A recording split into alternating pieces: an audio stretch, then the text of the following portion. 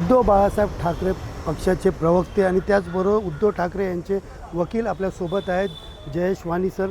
Sir, काय सांगाल ज्या पद्धतीने 5 तारखेला उद्धव ठाकरे हे कल्याण न्यायालयामध्ये कुठंतरी त्यांचं स्टेटमेंट घेण्यात येणार आहे, कशा पद्धतीचं हे स्टेटमेंट असणार आहे, काय नेमकी केस आहे? एकतर 5 तारखेला असं कुठलंही स्टेटमेंट इथे येऊन होणार नाही आहे. त्या संदर्भातल्या ज्या बातम्या आत्ता सुरू आहेत की नोटीस इश्यू झाली, समन्स इश्यू झाले वगैरे, या सगळ्या बातम्या धादांत खोट्या आहेत. कोर्टाचे कुठलेही आदेश नाही आहेत, कोर्टाने काहीही म्हटलं नाही आहे. हां, हे खरं आहे की 2009ची केस होती, ज्या केसमध्ये उद्धव साहेबांचं 313 नवे स्टेटमेंट रेकॉर्ड व्हायचं आहे. मात्र ते VCद्वारे, व्हिडिओ कॉन्फरन्सिंगद्वारे रेकॉर्ड होणार आहे 5 तारखेला. एकूण या केसमध्ये किती आरोपी होते आणि न्यायालयाने काय सूचना दिलेल्या आहेत? या पूर्ण खटल्यामध्ये 4 आरोपी होते. सन्माननीय आनंद परांजपेजी हे आरोपी क्रमांक 1 आहेत. आरोपी क्रमांक 2 माननीय एकनाथ संभाजी शिंदे साहेब आहेत आणि आरोपी क्रमांक 3 श्री उद्धव बाळासाहेब ठाकरे पक्षप्रमुख हे आहेत. 4 क्रमांकाचे आरोपी कोणी देवळेकर साहेब म्हणून आहेत, तिथले स्थानीय शिंदे गटाचे नेते आहेत. ते असे 4 आरोपी आहेत. कोर्टाने कुठल्याही सूचना दिलेल्या नाही. मात्र मागच्या तारखेला पुरावा बंद करण्याचा अर्ज सरकारी पक्षातर्फे देण्यात आला. त्यांनी जे साक्षीदार तपासले गेले आहेत ते आता तपासले गेलेले आहेत. आता या केसमध्ये अजून इतर अधिकचे साक्षीदार तपासायचे बाकी नसल्यामुळे पुरावा बंद करण्याची प्रोसेस त्यांच्याकडनं देण्यात आली. कोर्टाने त्याच्यावरती 313 साठी हे मॅटर ठेवलेलं आहे आणि CRPCच्या कलम 313 अन्वये या 4ही लोकांचं आता स्टेटमेंट कोर्टासमोर रेकॉर्ड केलं जाईल. एकूण किती जणांची साक्ष या पूर्ण केसमध्ये घेण्यात आलेली आहे आणि काय वाटतं, म्हणजे तुम्ही त्यांचे वकील आहात, जेवढ्या युक्तिवाद झालेला आहे, कारण आता हयात ज्यांनी जे आरोप केलेला आहे, ज्यांनी केस दाखल केले ते हयात नाही आहेत, काय नेमकं आता त्यांचे मुलं जे आहेत ते या केसला पुढे घेऊन चाललेले आहेत? केसच्या फॅक्ट्सवरती बोलण्याऐवजी एक साधारणतः 10-12 साक्षीदार आत्तापर्यंत तपासून झालेले आहेत. त्यात 2 IO इन्व्हेस्टिगेटिंग ऑफिसर 2 होते, ते तपासून झाले. काही पंच आहेत, काही साक्षीदार आहेत, असं तपासून झालेलं आहे. आणि केसच्या फॅक्टवरती बोलण्याऐवजी मी एवढंच म्हणेल की सोना जितना तपेगा उतना निखर के बाहेर आएगा. आता 5 तारखेला जे येणार आहेत की त्याच्या संदर्भात आपण न्यायालयामध्ये काय अर्ज वगैरे दाखल केलेले आहेत का?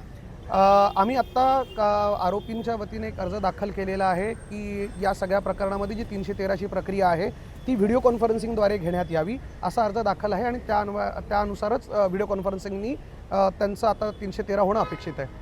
एकंदरीत पाहिलं तर कुठल्याही केसमध्ये सगळेच आरोपी एकत्र न्यायालयामध्ये जबानीसाठी येतात. गेल्या सुनावणीमध्ये देखील असं सुनावणी झालेली, मात्र त्यावेळेला दोघेही नेते एकत्र नको अशा प्रकारचा देखील युक्तिवाद झालेला. नाही, आपलं म्हणणं बरोबर आहे. काय असतं, जेव्हा आरोपी सगळे एकाच केसमधले एकच आरोपी असतात त्यावेळेस असं शक्य असतं.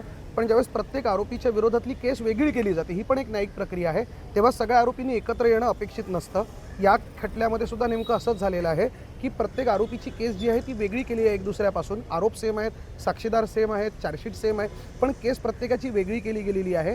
त्यामुळे सगळ्यांनी एकाच दिवशी हजर होणं अपेक्षित नाही आहे. ज्यावेळेस यांचे चार्जेस फ्रेम केले गेले ह्यांच्यावरती, चौघांवरतीही, त्यामुळेच ते चौघं वेगवेगळ्या दिवशी वेगवेगळ्या पद्धतीने त्यांनी कोर्टासमोर चार्जेस फ्रेम करून घेतले. त्यांना एकत्र येण्याची गरज नाही आहे आणि तोच नियम आतासुद्धा लागू आहे की आतासुद्धा 313 करताना सगळ्यांना एकत्र येण्याची आवश्यकता नाही आहे. मग आता कोण कधी येणार आहेत? कारण एकनाथ शिंदे देखील आहे, त्यांनी देखील 6 तारखेला अर्ज भरलेला आहे की 6 तारखेला आमचं स्टेटमेंट घेण्यात यावं असं.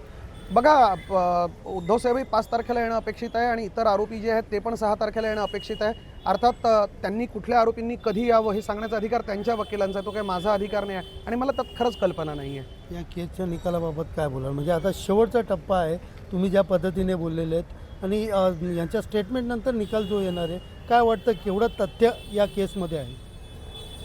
बघा, अजून निकाल यायचा आहे, कोर्टाचा निकाल देणं बाकी आहे. पण मी जसं म्हटलं की सोना तपेगा तो और निखर के आएगा आणि सत्यमेव जयते हे नक्की आहे.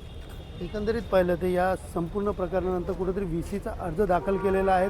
ज्या पद्धतीने आज सकाळपासून सुरू आहेत की समज बजावला, हा समज नसून तर त्यांना या ठिकाणी VCद्वारे हजर करून त्यांचं स्टेटमेंट देखील या ठिकाणी घेण्यात येणार आहेत आणि त्यानंतरच अंतिम सुनावणी जी आहे ती न्यायालयाकडनं या ठिकाणी सुनावली जाणार आहे.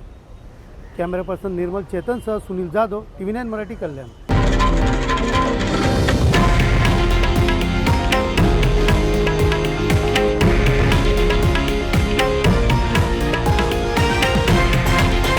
हे आहे देशातील नंबर 1 न्यूज नेटवर्क आणि आपण पाहत आहात TV9 मराठी, एकमेव.